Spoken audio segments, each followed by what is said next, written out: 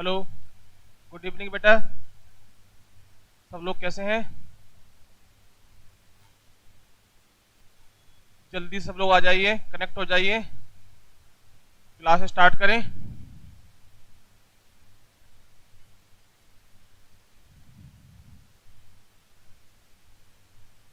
तो सबसे पहले तो ये बताइए क्लास कैसा चल रहा है, आपको कंटेंट समझ में आ रहे हैं कि नहीं आ रहे हैं, इसका हमें आप कमेंट करके जवाब दें।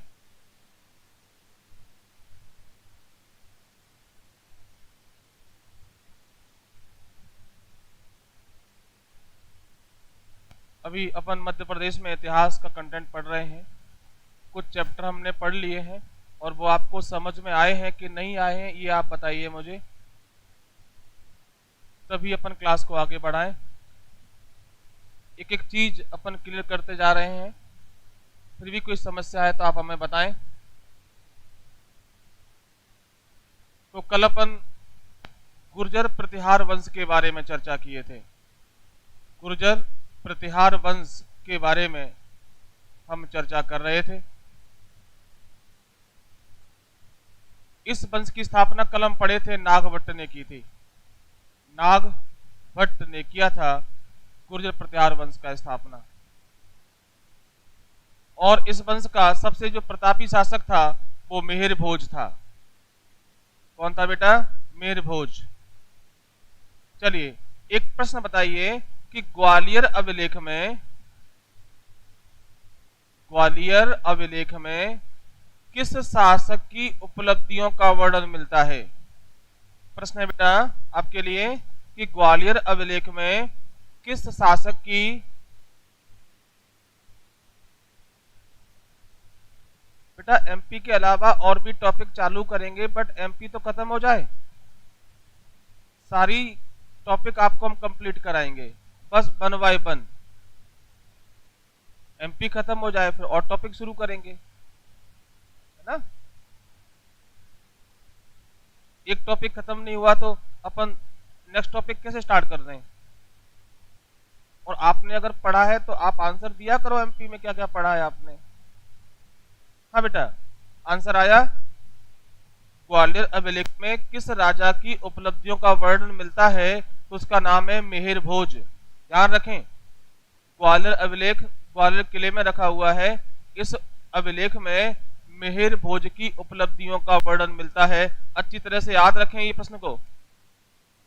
मध्य प्रदेश में ग्वालियर के किले में यह अभिलेख है जिसमें मिहिर भोज की उपलब्धियां हैं, जिसमें मिहिर भोज की उपलब्धियों का वर्णन मिलता है। चलिए आगे चलते हैं, ये कल हम टॉपिक पढ़े थे। इसके बाद आगे चलते हैं, मध्य प्रदेश में नागवंश। मध्य प्रदेश में नाग इतिहास पढ़ते हैं, नागवंश। देखिए इस वंश की जो स्थापना है प्रसन्नाथ ने की थी। प्रसन्नाथ ये नाम था उस व्यक्ति का जिसने मध्य प्रदेश में नागवंश की स्थापना की थी। बेटा क्या नाम था? प्रसन्नाथ नाम था इसका, जिसने इसको स्थापित किया था। और कहां पे किया था? मध्य प्रदेश के विदिशा में। जगह क्या थी? विदिशा। मध्य प्रदेश के विदिशा में प्रसन्नाथ ने नागवंश की स्थापना की थी।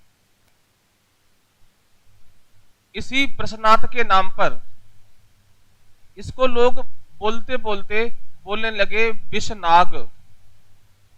विषनाग, कई शब्दों को अप्रभंश हो जाता है बोलते बोलते, तो विषनाग प्रसन्नाथ को लोग विषनाग बोलने लगे और इसी व्यक्ति के नाम पर ये नागवंश पड़ गया। क्या पड़ गया? नागवंश पड़ गया। तो मध्य प्रदेश में नागवंश प्रसन्नाथ ने की थी और प्लेस कौन सा था? ये अपना विदिशा, विदिशा में किया था। ओके, क्लियर है? दूसरी शताब्दी में, फिर सुन लीजिए, दूसरी शताब्दी में प्रसन्नाथ ने मध्य प्रदेश के विदिशा में नाग वंश की स्थापना की। इसी वृषनाथ को बोलते बोलते इसका नाम हो गया विषनाग, और विषनाग के नाम पर इस वंश का नाम पड़ा नागवंश। क्या नाम पड़ा? नागवंश पड़ा। तो प्रश्न क्लियर है कि नागवंश की स्थापना किसने की थी? वृषनाथ ने की थी। कहां पे की थी? विदिशा में की थी। चलिए आगे बढ़ते हैं। वृषनाथ के बाद भीमनाग, भीमनाग शासक बना। वृषनाथ के बाद भीमनाग नागवंश का शासक बना। भीमनाग नागवंश का शासक बना। इसने अपनी राजधानी को विदिशा, बेटा विदिशा को अपन कई नामों से जानते हैं। बेसनगर भी कहते हैं, ध्यान रखें, भेलसा भी कहते हैं, और दशारण भी नाम है इसका। हाँ, विदिशा को बेसनगर कहते हैं, भेलसा कहते हैं, दशारण कहते हैं, वर्तमान में विदिशा कहते हैं। तो भीमनाग ने क्या किया? राजधानी विदिशा से हटा करके पवाया या पद्मावती या ग्वालियर, बेटा ग्वालियर के आसपास के क्षेत्र को पवाया या पद्मावती कहते थे। तो इसने अपनी राजधानी विदिशा की जगह पर कहां बना ली? पवाया या पद्मावती या ग्वालियर क्षेत्र। तो याद रखें, नागवंश के किस शासक ने राजधानी को पवाया या पद्मावती में स्थानांतरित किया था? तो नाम होगा भीमनाग। ओके, आगे बढ़ते हैं। मध्य प्रदेश में नागवंश के सिक्के कहां प्राप्त हुए हैं? तो आप बताएंगे विदिशा में। विदिशा में नागवंश के सिक्के प्राप्त हुए। प्रश्न है कि मध्य प्रदेश में नागवंश के सिक्के इनमें से कहां प्राप्त हुए? तो विदिशा में प्राप्त हुए हैं। कहां पे प्राप्त हुए हैं? विदिशा में प्राप्त हुए हैं। आगे बात करते हैं। भवभूति एक राइटर हुए हैं संस्कृत भाषा के। भवभूति संस्कृत भाषा के राइटर हुए हैं, जिन्होंने अपनी पुस्तक मालती माधव में पवाया या पद्मावती का वर्णन किया है। ध्यान रखें प्रश्न ये कि किस व्यक्ति ने अपनी पुस्तक में पवाया या पद्मावती का वर्णन किया है? तो उनका नाम आएगा भवभूति। भवभूति संस्कृत भाषा के एक विख्यात राइटर हुए हैं। भवभूति संस्कृत भाषा के एक विख्यात राइटर थे। इन्होंने अपनी पुस्तक मालती माधव में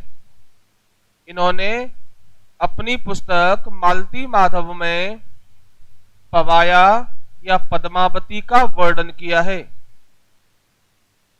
कभी कभी तो ऐसे भी हो सकता है कि मालती माधव पुस्तक का राइटर कौन है? मालती माधव पुस्तक का राइटर कौन है? तो आप बताएंगे भवभूति। और भवभूति ने अपनी किस पुस्तक में पवाया का वर्णन किया है? तो मालती माधव। क्लियर है बेटा यहां तक? आगे बढ़ते हैं। एक प्रश्न और। मध्य प्रदेश में भवभूति समारोह कहां होता है? एक प्रश्न बताएं आप कि मध्य प्रदेश में भवभूति समारोह कहां पर होता है? मध्य प्रदेश में भवभूति समारोह प्रतिवर्ष होता है। प्रतिवर्ष कहां होता है बेटा? आंसर बताइए। मध्य प्रदेश में भवभूति समारोह प्रतिवर्ष कहां पर होता है? इसका आंसर होगा ग्वालियर। ग्वालियर में अभी समाप्त हुआ है ये। ग्वालियर में ये समारोह अभी संपन्न हुआ है। तो याद रखें कि मध्य प्रदेश में भवभूति समारोह का आयोजन किस शहर में होता है? तो आप बताएंगे ग्वालियर। क्लियर बेटा? तो याद रखें पद्मावती पवाया वह क्षेत्र है जो ग्वालियर के आसपास का क्षेत्र था, और पद्मावती को राजधानी भीमनाग ने बनाया था, और नागवंश की स्थापना विदिशा में हुई थी, और नागवंश के सिक्के भी विदिशा में प्राप्त हुए हैं। और पवाया का वर्णन भवभूति ने अपनी पुस्तक मालती माधव में किया है। ऐसे कई प्रश्न हैं जो मध्य प्रदेश लोक सेवा आयोग ने पूछे हैं। हम कल बात किए थे कि दशारण का वर्णन किस पुस्तक में है, दशारण का वर्णन किस पुस्तक में है, आंसर दीजिए, कल पढ़े थे। दशारण का वर्णन किस पुस्तक में है? हाँ, कालिदास की रघुवंश में, कालिदास की रघुवंश पुस्तक में है,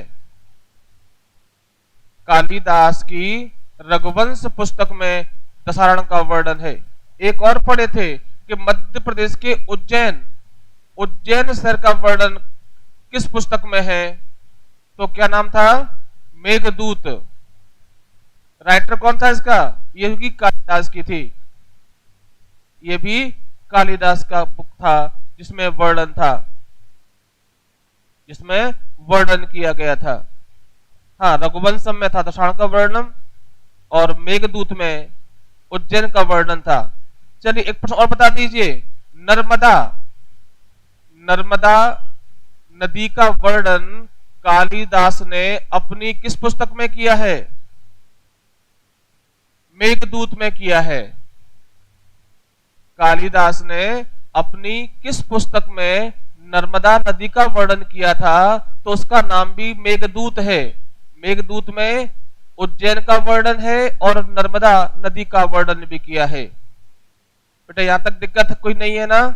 आप बताते चलिए क्लास कैसा लग रहा है, ये भी बताएं, क्लास में आपको मजा आ रहा है कि नहीं आ रहा है?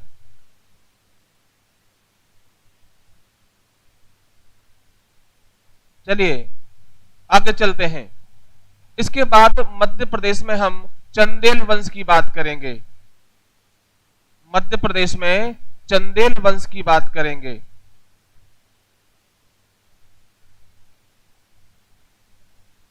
मध्य प्रदेश में चंदेल वंश की बात करेंगे। वैसे तो ये सारी चीजें आपको क्लास में याद हो रही होंगी, ऐसा मेरा मानना है। सिंपल देखिए, फिर देखिए, एक बार कर लेते, रिवीजन कर लेते हैं। नाग वंश की स्थापना किसने की? बृहस्पति ने की। सिंपल, इसी के नाम पर यह नागवंश पड़ा। सिंपल, इसकी राजधानी कहां थी? विदिशा में थी। ठीक है ना? इसके बाद भीमनाग आया, भीमनाग ने राजधानी को पवाया, पवाया को पद्मावती भी कहते हैं, और पद्मावती वो क्षेत्र है जो ग्वालियर के आसपास है। ग्वालियर डबरा का जो क्षेत्र है वो पद्मावती कहते थे। और पद्मावती का वर्णन भवभूति, भवभूति की पुस्तक मालती माधव में मिलता है। आप क्रम से पढ़ेंगे तो 100% याद होगा, इस बात की गारंटी है। भाई देखो बेटा, अपना प्रयास है और आपको प्रयास समझ में आता है तो डेफिनेट आपको याद होगा। तो भवभूति ने अपनी पुस्तक में पवाया का वर्णन किया है। इस वंश के सिक्के कहां मिले हैं? तो विदिशा में मिले हैं। अब भवभूत समारोह कहां होता है? ग्वालियर में होता है। लीजिए, ये आपका हो गया नागवंश। अगर आप मन लगा के सुनते हैं तो डेफिनेट आपको याद भी होगा। बेटा हमारी क्लास में तो बेटा क्लास में याद हो जाता है, बस आप सुने ध्यान से। आगे बढ़ते हैं। चंदेल वंश, मध्य प्रदेश में चंदेल वंश। और इसके अलावा भी आपको मध्य प्रदेश में कुछ क्वेश्चंस हमसे पूछने हैं, या जीएस के किसी भी पार्ट में आपको क्वेश्चंस पूछने हैं, तो आप हमें निसंदेह, निसंकोच जो है इस नंबर पे आप हमें व्हाट्सएप करके पूछ सकते हैं। बस कॉल ना करें, जो भी आपको क्वेश्चन पूछने हैं इस नंबर पे आप पूछ सकते हैं। केवल आप अपना क्वेश्चन लिखें, आपको आंसर मिल जाएगा। ये हमारा व्हाट्सएप नंबर है। इतना ज्यादा और क्या कर पाएंगे हम। चलिए हम बात करते हैं मध्य प्रदेश में चंदेल वंश। मध्य प्रदेश में चंदेल वंश। पहली बात तो ये कि चंदेल प्रारंभ में प्रतिहारों के सामंत थे। क्या थे बेटा? प्रतिहारों के सामंत थे।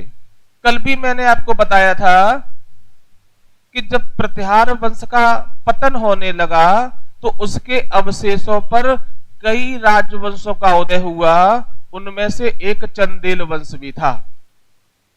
कल हम चर्चा किए थे कि जब प्रतिहारों का पतन आरंभ हुआ था तो उसके अवशेषों पर कई राजवंश बने थे। इसमें एक चंदेल वंश भी है, मालवा में परमार वंश भी है। तो हम अभी चंदेल वंश की बात कर रहे हैं। तो मध्य प्रदेश में चंदेल वंश की स्थापना नन्नुक, एक व्यक्ति था नन्नुक, इसने की थी 831 ईस्वी में। बेटा कब किया था? 831 ईस्वी में नन्नुक ने चंदेल वंश की स्थापना की थी। और ये प्रारंभ में बेटा क्या थे? प्रतिहारों के सामंत थे। प्रतिहारों के सामंत थे।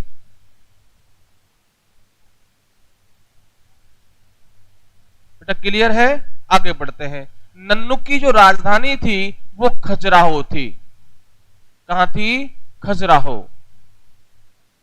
इनकी जो राजधानी कहां पे थी? खजुराहो थी, जिसे खजूर बाहक भी कहा गया है। खजूर बाहक। चंदेल वंश को एक नाम और है, जैजाक भुक्ति। जैजाक भुक्ति भी कहा जाता है। चंदेल वंश को जैजाक भुक्ति भी कहते हैं। इसकी जो राजधानी थी वो कहां पे थी बेटा? खजुराहो। खजुराहो वर्तमान में छतरपुर जिले में है। कहां पर है? छतरपुर जिले में। छतरपुर जिले में है खजुराहो। खजुराहो वर्तमान में छतरपुर जिले में है।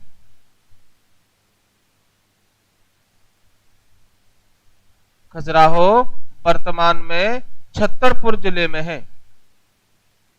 आगे चले बेटा, यहां तक कोई दिक्कत? चलिए अब हम बात करते हैं चंदेल वंश का सबसे जो प्रतापी राजा हुआ वो था राजा धंग।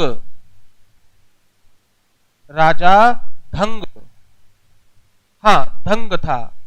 चंदेल वंश का सबसे प्रतापी जो राजा था वो धंग था। धंग 954 से 1002 ईस्वी तक ये शासक रहा। इसको धंग देव भी कहा गया है। धंग देव 954 से 1002 तक का टाइमिंग है इसके राजा का।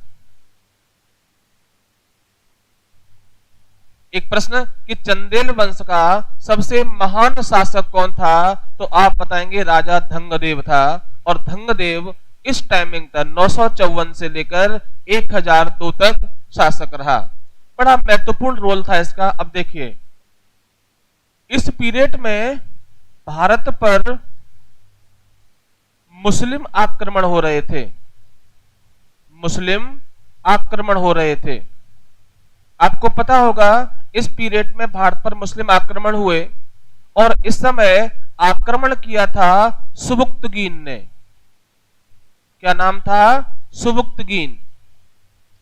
तो क्लियर है कि जब राजा धंगदेव चंदेल वंश का शासक था उस समय भारत की सीमा पर मुस्लिम आक्रमण हो रहे थे। और इन आक्रमणों को रोकने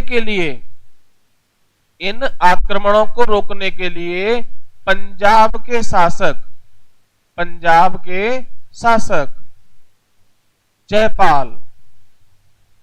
जयपाल ने भारतीय राजाओं का एक संघ बनाया था।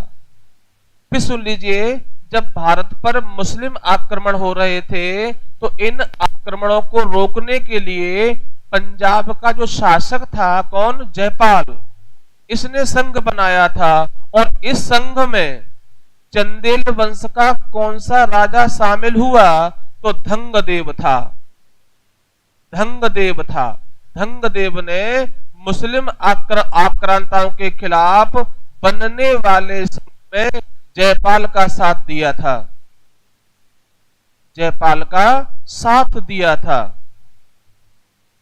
और प्रॉपर बात करें तो आक्रमण किसका था? सुबुक्तगीन का था, सुबुक्तगीन का आक्रमण हुआ था। अब इसमें क्या हुआ? इसमें जयपाल की पराजय हुई, जयपाल की क्या हुई? पराजय हुई थी।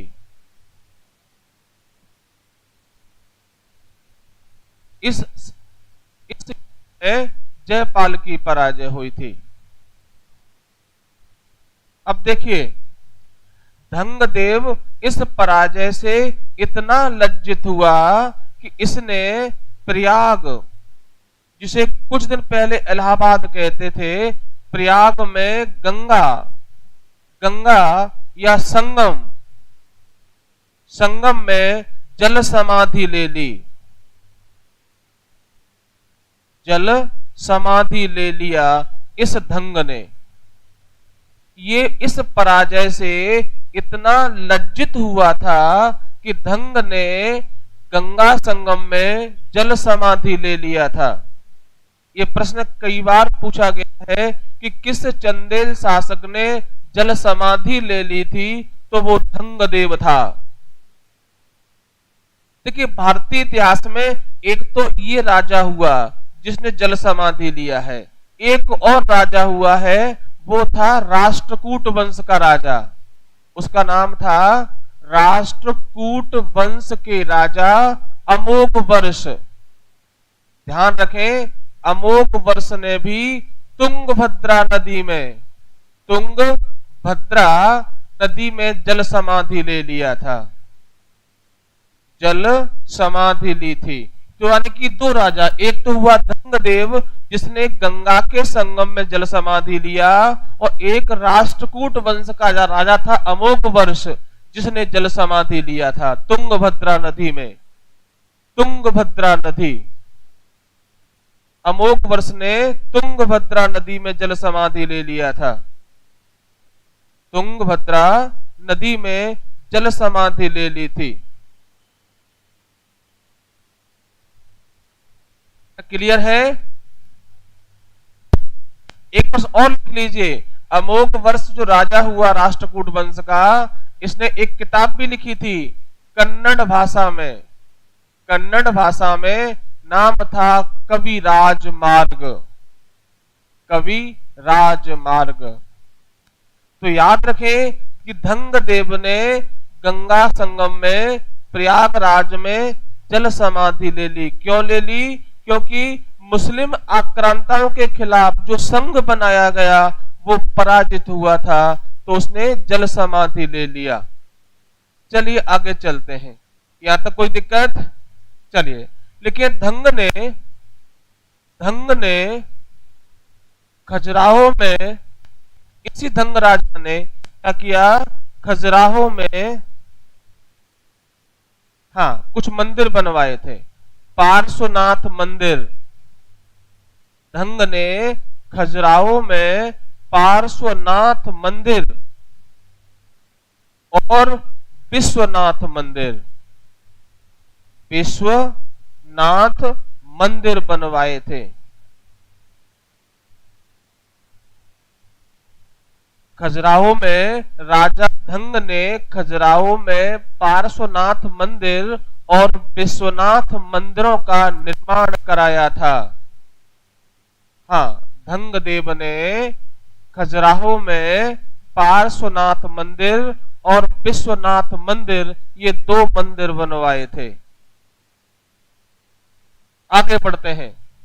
देखिए, धंग ने जल समाधि ले ली। अब धंगदेव के बाद खजुराहो का जो शासक बना वो था गंडदेव। गंडदेव शासक बना। 1002 से 1019 तक का समय ये गंडदेव का है। चंदेल वंश का राजा कौन बना? गंडदेव बना। ये इसका पुत्र है, धंगदेव का पुत्र था। कौन? गंडदेव जो शासक बना, कहां पर? चंदेल वंश का। आगे बढ़ते हैं। गंडदेव ने भगवान सूर्य के लिए, भगवान सूर्य के लिए चित्रगुप्त का मंदिर बनवाया था।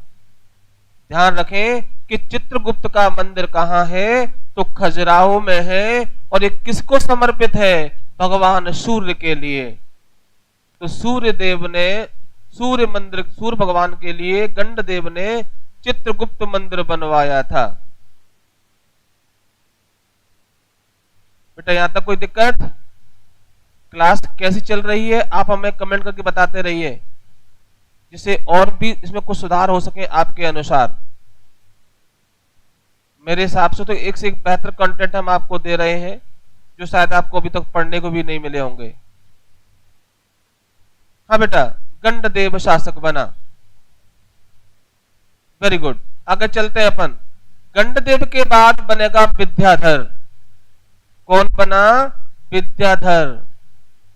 विद्याधर चंदेल वंश का शासक बना। बेटा ये इसका पुत्र है, ये गंडदेव का पुत्र था, नाम था विद्याधर। विद्याधर के बारे में एक क्वेश्चन बहुत अच्छा आता है कि विद्याधर ने खजुराहो में कंदरिया महादेव का मंदिर बनवाया था। याद रखें, कंदरिया महादेव का मंदिर किसने बनवाया था? तो विद्याधर ने बनवाया था। कंदरिया महादेव का मंदिर विद्याधर ने बनवाया था। सब मंदिर खजुराहो में ही है। बेटा की जो राजधानी है वो खजुराहो है, तो मंदिर कहां बनेंगे? खजुराहो में बनेंगे। प्रश्न क्लियर है? कि एक प्रश्न है कि खजुराहो में कंदरिया महादेव का मंदिर किसने बनवाया था? तो आप बताएंगे विद्याधर ने। प्रश्न क्लियर है बेटा? कि कंदरिया महादेव का मंदिर किसने बनवाया था? विद्याधर ने। कहां पर है? तो खजुराहो में है। एक प्रश्न ऐसे भी सुनिए कि खजुराहो में सबसे बड़ा मंदिर कौन सा है? खजुराहो में सबसे बड़ा मंदिर कौन सा है? खजुराहो का सबसे बड़ा मंदिर कंदरिया महादेव का ही मंदिर है। कंदरिया महादेव का मंदिर खजुराहो का सबसे बड़ा मंदिर है। कंदरिया महादेव का मंदिर किसने बनवाया था? प्रश्न। दूसरा, कहां पर है? खजुराहो में है। या खजुराहो में सबसे बड़ा मंदिर कौन सा है? तो आप बताएंगे कंदरिया महादेव का मंदिर। एक प्रश्न और शानदार लीजिए कि इस मंदिर की तुलना किससे की जाती है? कंदरिया या खजुराहो के कंदरिया मंदिर की तुलना किस मंदिर से की जाती है? तो भुवनेश्वर के लिंगराज मंदिर से, लिंगराज मंदिर से इसकी तुलना की जाती है। याद रखें कि कंदरिया महादेव की तुलना किस मंदिर से की जाती है? तो भुवनेश्वर उड़ीसा। कहां पड़ता है ये? उड़ीसा में। तो उड़ीसा के लिंगराज मंदिर से की जाती है।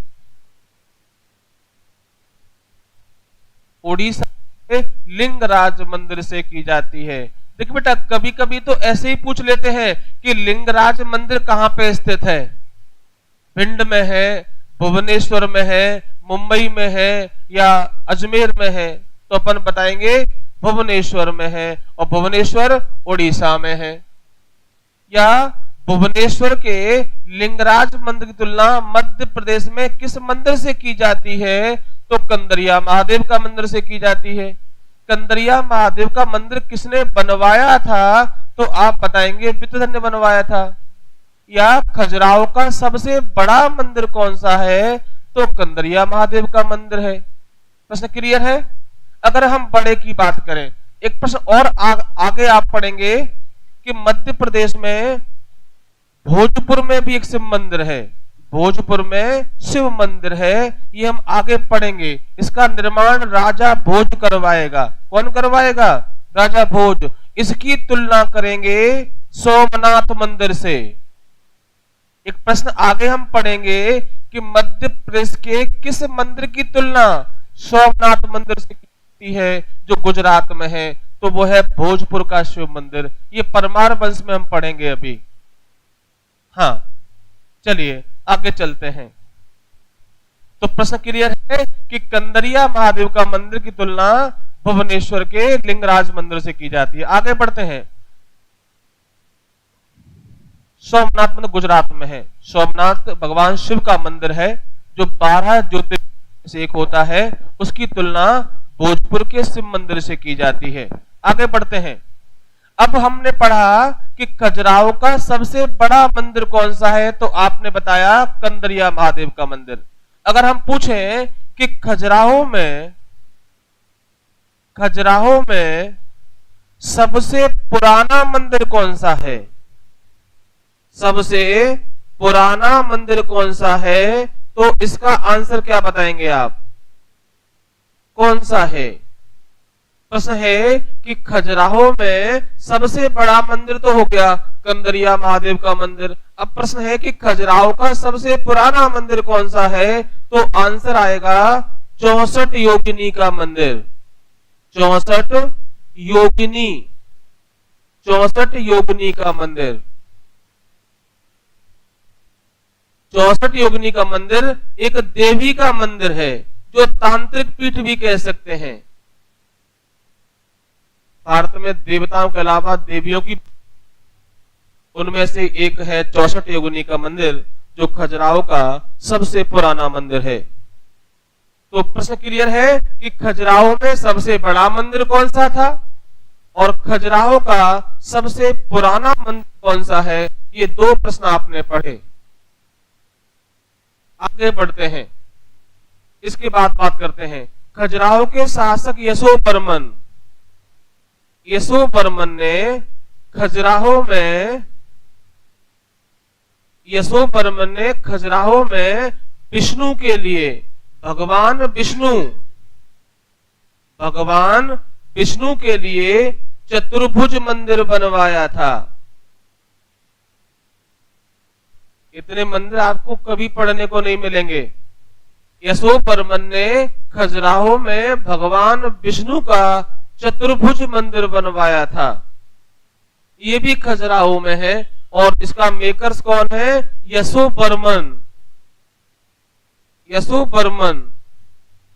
यशोवर्मन ने भगवान विष्णु के लिए चतुर्भुज मंदिर बनवाया था।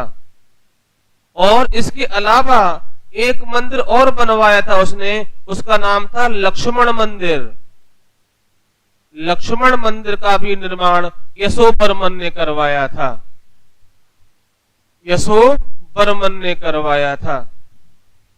लक्ष्मण मंदिर और चतुर्भुज मंदिर, इसका निर्माण भी यशोवर्मन ने करवाया था। बेटा यहां तक कोई तकलीफ तो नहीं है? चलिए इसी क्रम में अपन आगे चलते हैं।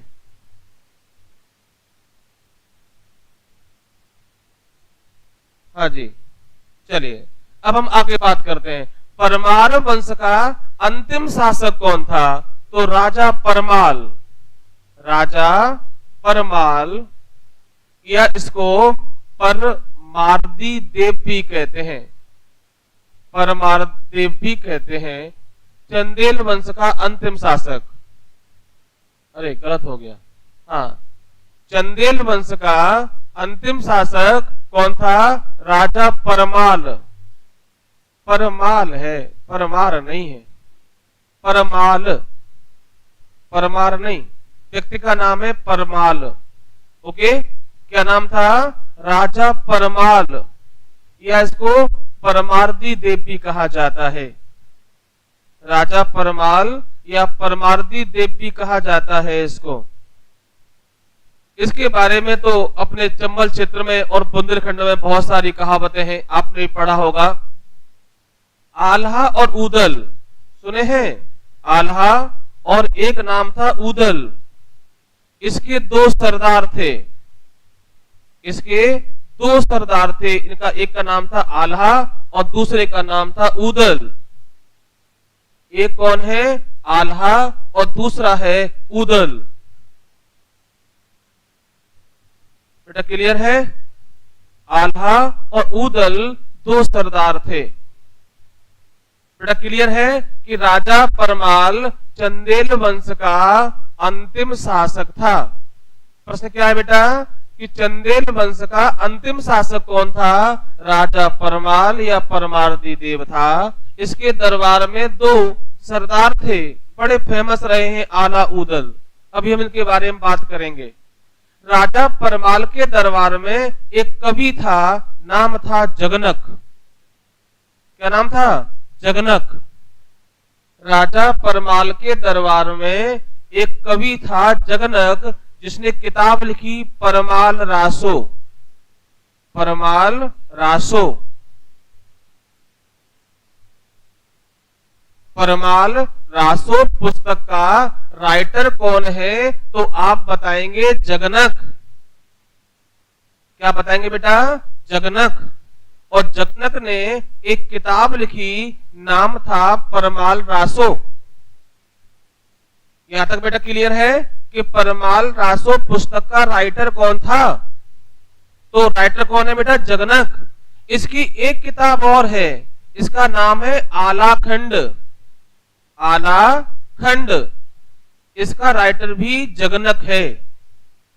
जगनक की दो किताबें हैं और ये कौन है? दरबारी कवि। किसका? परमाल का दरबारी कवि था। राजा परमाल का दरबारी कवि जगनक था, जिसने दो किताबें लिखी, परमाल रासो और आलाखंड। परमाल रासो राजा परमाल के ऊपर लिखी गई है। ओके, चलिए एक प्रश्न बताइए, आलाखंड जो है किस रस में है? वीर रस में। वीर रस सुना होगा आपने। रस कितने होते हैं? हाँ, सबसे अच्छा रस कौन सा होता है? श्रृंगार। तो आलाखंड वीर रस में है और ये टाइमिंग है वीर गाथा काल। कौन सा है? वीर गाथा काल। अपने बुंदेलखंड क्षेत्र में आलाखंड बहुत गाया जाता है। वहां लोग पढ़ते हैं, बड़े लड़ैया मोहबे वाले जिनकी जात बनाफर राय। बनाफर थे, लड़ते ही रहते थे। तो आलाखंड और परमाल रासो के राइटर कौन है? जगनक हैं। आगे बात करते हैं। क्लियर है? जब राजा परमाल चंदेल वंश का शासक था, इधर दिल्ली में और अजमेर में यहां का शासक था पृथ्वीराज चौहान। पृथ्वीराज चौहान, जिसको तृतीय भी बोलते हैं। पृथ्वीराज चौहान थर्ड। इसका एक नाम और है, राय पिथौरा। इसको राय पिथौरा भी कहते हैं।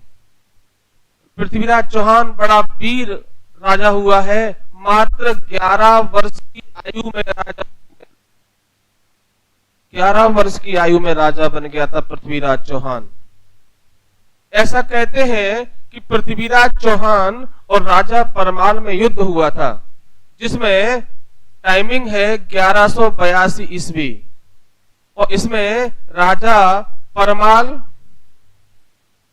वर्सेस पृथ्वीराज चौहान। पृथ्वीराज चौहान। और इसमें राजा परमाल की पराजय हुई थी। राजा परमाल की पराजय हुई थी। ऐसा कहते हैं कि पृथ्वीराज चौहान पर शब्द भेदी बाण था। जहां पर आवाज सुनाई पड़ती थी वहां चला देते थे। और इनके जो दरबारी कवि थे उनका नाम था चंद्रबरदाई। चंद्रबरदाई। और इन्होंने किताब लिखी, उस था पृथ्वीराज रासो। पृथ्वीराज रासो, ये इनकी किताब का नाम है। चंद्रबरदाई ने पृथ्वीराज चौहान के ऊपर एक बुक लिखा, उसका नाम था पृथ्वीराज रासो। चंद्रबरदाई के दरबारी कवि है। हाँ, के दरबारी कवि है। और जो जगनक है वो इनका दरबारी कवि था। हाँ, सुनते रहिए, बहुत मजा आएगा आपको। इसमें काफी कंटेंट है जो हमारे जीएस में आते हैं। तो चंद्रबरदाई ने एक बुक लिखी, नाम था पृथ्वीराज रासो, और जगनक ने लिखा परमाल रासो और आलाखंड। इसी युद्ध में इतिहास कहता है कि आल्हा और ऊदल दोनों शहीद हुए थे। लेकिन किंवदंती है कि आल्हा अमर है। कुछ लोग मानते हैं कि आल्हा क्या है, अमर है। बट इतिहास कहता है कि इस युद्ध में आल्हा और ऊदल दोनों मारे गए थे। एक और है अश्वत्थामा, महाभारत का जीवित पात्र, उसके बारे में भी कहा जाता है कि वो अमर है, अश्वत्थामा, है ना। चलिए अब एक प्रश्न सुनिए, आल्हा की इष्ट देवी कौन है? आल्हा की इष्ट देवी कौन है? मां शारदा देवी। मां शारदा देवी ये इसकी इष्ट है। मां शारदा देवी आल्हा की इष्ट देवी है। इनका मंदिर मैहर कहां बना है? मैहर में बना है। और मैहर कहां पड़ता है? सतना में। क्लियर है बेटा? आल्हा की इष्ट देवी कौन है? मां शारदा देवी, जो मैहर में बना है। इनको मैहर वाली माता भी कहते हैं। इनको मैहर वाली माता भी कहते हैं। ऐसा माना जाता है, लोगों का ऐसा विश्वास है कि इस मंदिर पर आल्हा अभी भी पूजा करने के लिए आता है। तो भैया मां। और सुनिए एक प्रश्न, मध्य प्रदेश में संगीत नगरी किसे कहते हैं? संगीत नगरी मैहर को बोलते हैं। याद रखें, मध्य प्रदेश में संगीत नगरी बोलते हैं मैहर को। ग्वालियर तानसेन नगरी है, मैहर को संगीत नगरी कहते हैं। क्यों कहते हैं ये भी सुनिए। आपने अगर सुना हो तो एक प्रश्न आता है, उस्ताद अलाउद्दीन खान संगीत समारोह मध्य प्रदेश में कहां होता है? तो यही होता है, कहां? मैहर में। उस्ताद अलाउद्दीन खान संगीत समारोह मध्य प्रदेश के मैहर में होता है। इसलिए मैहर को संगीत नगरी भी कहा जाता है। मैहर सतना जिले में है। मैहर में माता शारदा देवी का मंदिर है, जिसका मंदिर कहते हैं, जो आल्हा की इष्ट देवी थी। बट किंवदंती यह है कि आल्हा अमर है। बट इतिहास कहता है कि आल्हा इस युद्ध में पृथ्वीराज चौहान से हार गया था और मृत्यु को प्राप्त हुआ था। यहां तक क्लियर है? आगे चलते हैं। इधर देखिए, एक और अच्छा प्रश्न देखिए। जब पृथ्वीराज चौहान राजा परमाल पर अटैक करने के लिए आ रहा था, तो रास्ते में पड़ता है भिंड से होकर गुजरा था। और भिंड में एक मंदिर है, उसका नाम है बनखंडेश्वर मंदिर।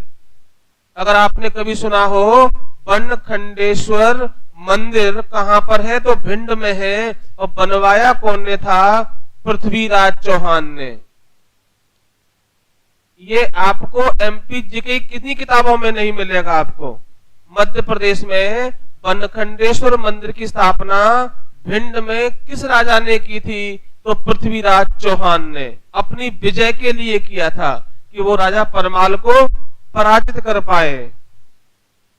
राजा परमाल को पराजित कर पाए।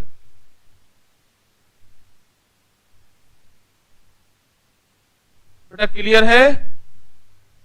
पृथ्वीराज चौहान ने भिंड में बनखंडेश्वर मंदिर की स्थापना की थी।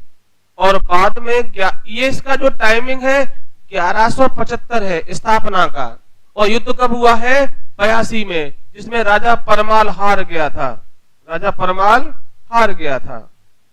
हाँ, मंदिर विजय की तो पहले ही करनी पड़ेगी ना, पूजा तो तैयारी तो पहले करनी पड़ेगी। फिर सुन लीजिए, राजा परमाल का दरबारी कवि जगनक 2 किताबें लिखी, परमाल रासो, आलाखंड, किस रस में है? वीर रस में है। और चंद्र बरदाई ने पृथ्वीराज रासो लिखा था। चलिए आगे चलते हैं, यहां तक कोई तकलीफ नहीं होगी ऐसा हम मान लें। चलो आगे चलते हैं अपन। ये अंतिम शासक थे चंदेल वंश के, नाम था राजा परमाल या परमार्दी देव। राजा परमाल या परमार्दी देव, जिन्हें पृथ्वीराज चौहान ने हरा दिया था 1182 में। बाद में पृथ्वीराज चौहान और गौरी, सुना होगा, मुइजुद्दीन मोहम्मद गौरी के बीच में तराइन के 2 युद्ध होंगे। बाद में मोहम्मद गौरी ने जब आक्रमण किया था, आपको पता होगा, मुइजुद्दीन मोहम्मद गौरी ने जब भारत पर मुस्लिम राज्य की स्थापना के लिए आक्रमण किया था, तो उसका पहला आक्रमण तो बहुत पहले हो गया था, 75 में हो गया था, मुल्तान पर हुआ था। ये एक प्रश्न है कि भारत पर गौरी की पहली विजय आक्रमण कब था? तो 1175 में मुल्तान पे हुआ था। एक प्रश्न आता है स्पोर्ट्स में, आप बता दीजिए कि मुल्तान का सुल्तान किसे कहते हैं? ये प्रश्न स्पोर्ट्स में है, खेल कूद में। मुल्तान का सुल्तान किस खिलाड़ी को कहा जाता है?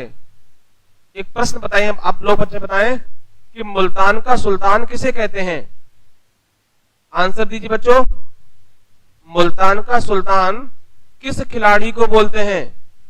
Very good, Virender Sehwag. सही आंसर है, वीरेंद्र सहवाग को बोलते हैं मुल्तान का सुल्तान। मुल्तान का सुल्तान, इसी ने मुल्तान में टेस्ट क्रिकेट में 300 रन बनाए थे, तो नाम पड़ गया मुल्तान का सुल्तान। मुल्तान का सुल्तान कहते हैं।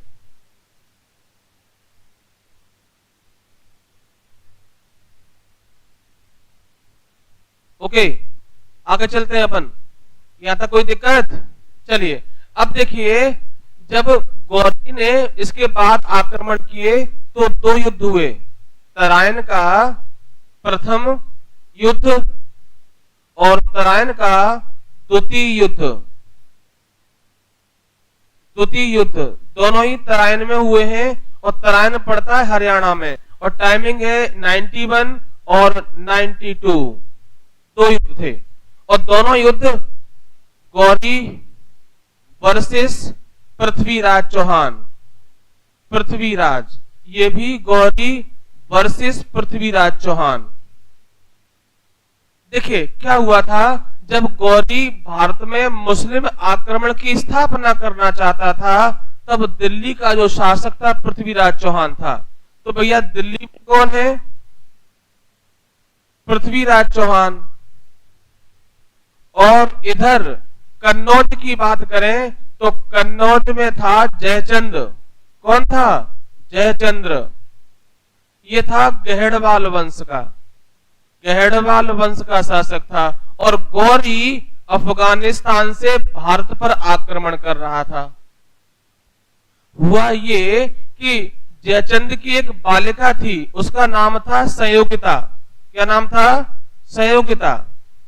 संयोगिता और पृथ्वीराज चौहान के बीच में कुछ था, हमें नहीं पता क्या था, बट जो भी था उसको लेकर इनके पिताजी जयचंद को प्रॉब्लम थी। जयचंद को प्रॉब्लम थी कि संयोगिता पृथ्वीराज चौहान के बीच में शादी ना करे, इसलिए जयचंद ने स्वयंवर कर दिया था। स्वयंवर में सभी राजाओं को बुलाया गया, बट पृथ्वीराज चौहान को नहीं बुलाया गया, और इनका अपमान करने के लिए एक पत्थर का स्टैचू भी लगा दिया।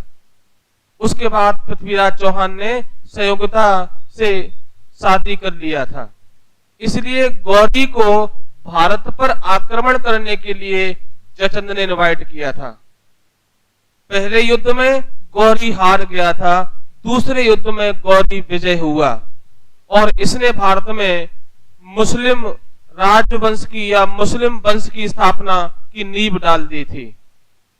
तो ये बड़ा निर्णायक युद्ध था, भारत के भाग्य का निर्णय हो गया तराइन के द्वितीय युद्ध में। आप देखिए 1192 के बाद भारत गुलाम रहेगा 1947 15 अगस्त तक। देखिए एक छोटा सा मिस्टेक और हम 47 तक गुलाम रहे।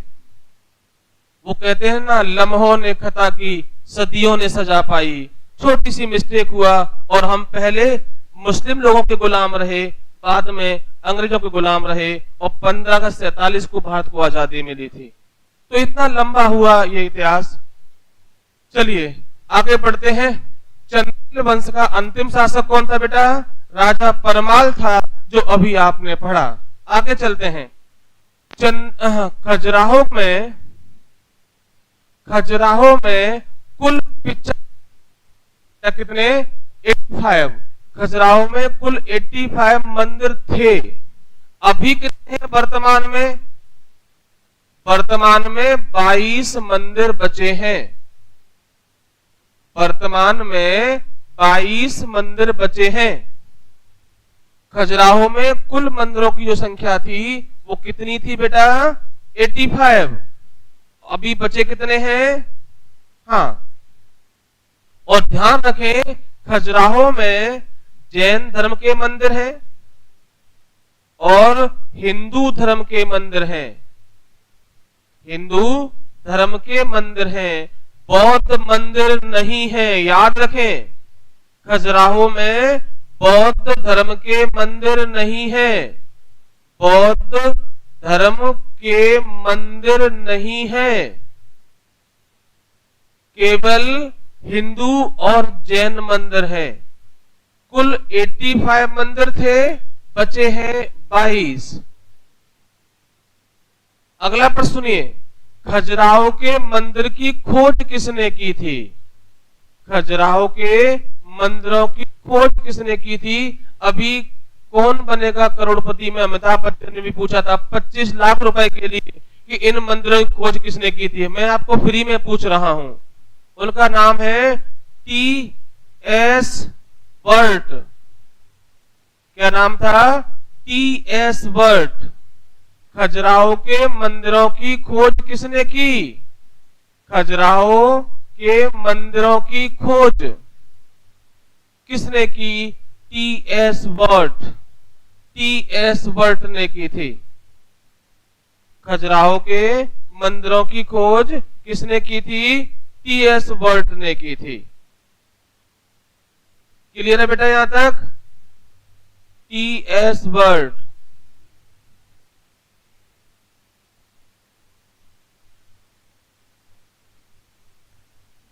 क्लियर है बेटा? 85 मंदिर थे, 22 बचे हैं। जैन धर्म और बौद्ध धर्म के मंदिर हैं। इन मंदिरों की खोज किसने की थी? T.S. वर्ट। आगे बढ़ते हैं। खजुराहो के मंदिरों को यूनेस्को ने अपनी विश्व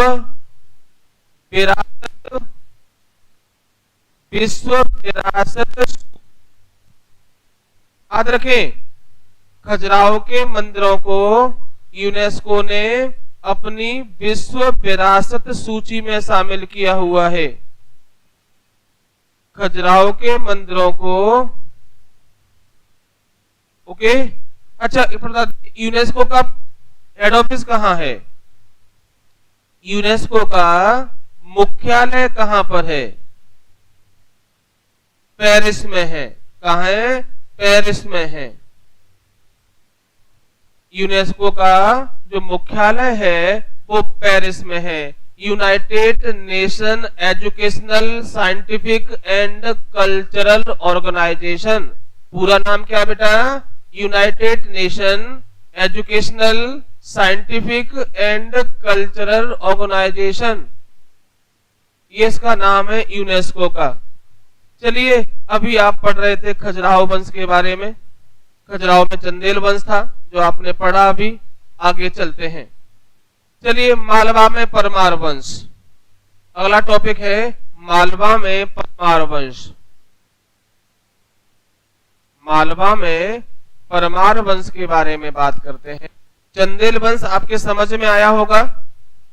बहुत सारे कंटेंट थे जो आपने सुने, समझे और लिखे भी हैं, है ना। लिखते भी रहा करें, जिससे आपको काफी कुछ बेहतर लगेगा। तो हम बात कर रहे हैं परमार वंश के बारे में। कहां पर? मालवा में। मालवा में परमार वंश। इसकी जो स्थापना है वो की थी सियक ने। क्या नाम था उसका? सियक,